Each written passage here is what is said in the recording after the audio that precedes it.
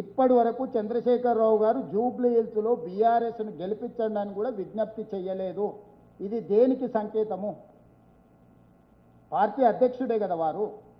చంద్రశేఖరరావు గారు ఈ నిమిషం వరకు మాగంటి సునీతను జూబ్లీ హిల్స్ నియోజకవర్గంలో గెలిపించండి అని చెప్పి ఓటర్లకు విజ్ఞప్తి చేసిండా?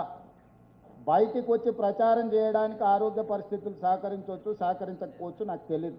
నేను దాని మీద కామెంట్ చేయదలుచుకోలేదు. రావడం రాకపోవడం వారి విజ్ఞత, వారి వెసులుబాటు. కానీ ఇప్పటి వరకు జూబ్లీ హిల్స్లో బీఆర్ఎస్ను గెలిపించండి అని కూడా కేసీఆర్ గారు విజ్ఞప్తి చేస్తలేడు అంటే కొడుకు అల్లుడి మీద ఆయనకున్న ఆలోచన ఏందో మీరు అర్థం చేసుకోండి. ఆయన చెప్పలేకపోతున్నాడు, కుమిలిపోతున్నాడు. ఆయన కళ్ళ ముందల్నే కూలిపోతుంటే ఆ దుఃఖంలో, ఆయన ఆవేదనలో కాలక్షేపం చేస్తున్నాడు. ఆయనను సానుభూతితో చూడాల్సిన పరిస్థితులు వచ్చినాయి తప్ప ప్రత్యర్థిగా పరిగణించాల్సిన పరిస్థితులు లేవు. సార్ నెక్స్ట్ క్వశ్చన్ నర్సింగ్ మీకు ఇస్తాం సార్. సీఎం గారు ఇంతకుముందు మీరు మాట్లాడుతూ కేటీఆర్ ప్రచారాన్ని పుష్ప సినిమాలో శ్రీలీల పాటతో కంపేర్ చేశారు. అయితే దీన్ని నేను సోషల్ మీడియాలో చూస్తుంటే ఆయన వీడియో క్లిప్ కనిపించింది. ఆయన ఒక ఇంటర్వ్యూలో మాట్లాడుతూ మా నాన్నగారు నాకు ఫోన్ చేశారు, సీఎం గారు ఫ్రస్ట్రేషన్లో అసహనంతో ఓడిపోతామనే భయంతో మాట్లాడుతున్నాడు, నువ్వు లూజ్ కాకు, నువ్వు మాట్లాడకు, అలా మాట్లాడకు, మన భాషను అసహించుకుంటున్నారు ప్రజలు, కాబట్టి నేను ఇక మీద మాట్లాడను అనేటువంటి మాట ఆయన చెప్తా ఉన్నారు. కాకపోతే సీఎం గారు మాట్లాడే మాటలు వింటే నాకు కోపం వస్తుంది, కానీ నేను ఇక నుంచి మాట్లాడనేటువంటి మాట ఆయన చెప్తున్నారు. సో దీనిపైన మీ కామెంట్ ఏంటి? ఒకటి, ఇంతకుముందు కేసీఆర్ అసలు చేయలేదు అనేటువంటి ఒక మాట చెప్పారు. అయితే దాన్ని కూడా వారు మాట్లాడుతూ అసలు గతంలో ఎప్పుడూ కూడా మా నాన్న ముఖ్యమంత్రి ఉన్నప్పుడు కూడా ప్రచారానికి ఉప ఎన్నికలు వస్తే వెళ్ళలేదు, వెళ్తే 1-2 సార్లు వెళ్ళొచ్చు, కానీ కాలికి బలపం కట్టుకొని తిరుగుతున్నారు ముఖ్యమంత్రి గారు, ఓడిపోతారనేటువంటి భయంతో అనేటువంటి మాట వారు చెప్తా ఉన్నారు. ఏంటి దీనిపైన? ఆయనలో మానసిక పరివర్తన వస్తే మంచిదే, భాష మార్చుకుంటే మంచిదే, అలవాట్లను కూడా మార్చుకోమని నేను సూచన చేస్తున్నా. భాష మార్చుకోవడంతోనే సరిపోదు, ఆయనకున్న కొన్ని అలవాట్లను కూడా మార్చుకుంటే యువతకు మనం కొంచెం ఆదర్శంగా ఉంటాం. అలవాట్లను కూడా మార్చుకోమని చెప్పి కేటీఆర్ గారికి సూచన చేస్తున్నా. నిజంగానే కేసీఆర్ గారు ఫోన్ చేసి ఈ మాట చెప్పిండు అని అంటే కొడుకు కొంత బుద్ధి చెప్పినట్టే, కొడుకును కొంచెం దారిలో పెట్టినట్టే. ఇది కూడా మంచిదే. తండ్రిగా వారు వారి బాధ్యతలను నెరవేరుస్తుండ్రు. నేను మొదట కాంగ్రెస్ పార్టీ కార్యకర్త, ఆ తర్వాతనే ఎమ్మెల్యేను, ఆ తర్వాతనే ముఖ్యమంత్రి.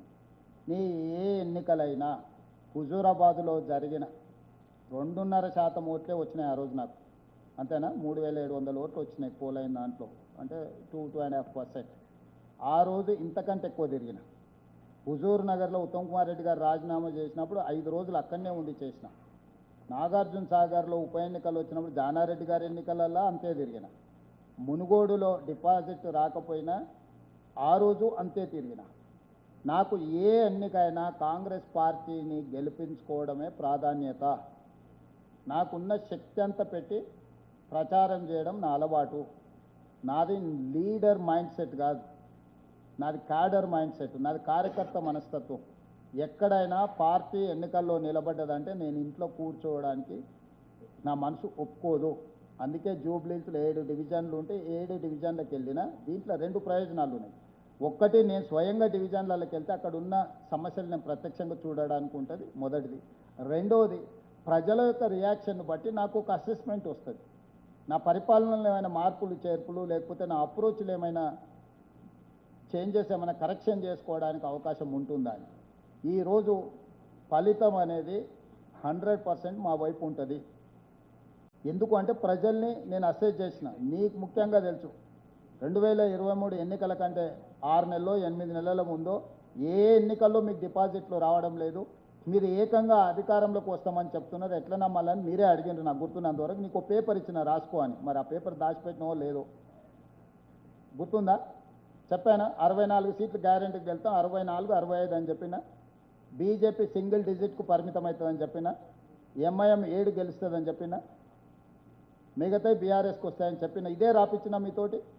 ఒక్క సీట్ అయినా ఫరక్ వచ్చిందా? 2024 పార్లమెంట్ ఎన్నికలప్పుడు 240 కంటే ఒక సీటు దాటది బీజేపీ అని చెప్పిన నేషనల్ మీడియా ఇంటర్వ్యూలో ఓపెన్గా చెప్పిన పబ్లిక్లో. అంటే నాకు ఎక్కువ ప్రజలకు పోత కాబట్టి ప్రజల యొక్క ఆలోచనను నేను కొంత అంచనా వేసుకోగలుగుతాను. నేను ఇంట్లో కూర్చొని మనల్ని పొగిడే వాళ్ళు, లేకపోతే మనం డబ్బులు ఇస్తే మనకు అనుకూలంగానే మనకు సమాచారం ఇచ్చే వాళ్ళను ఒక అంశం కిందనే పరిగణిస్తాను నేను.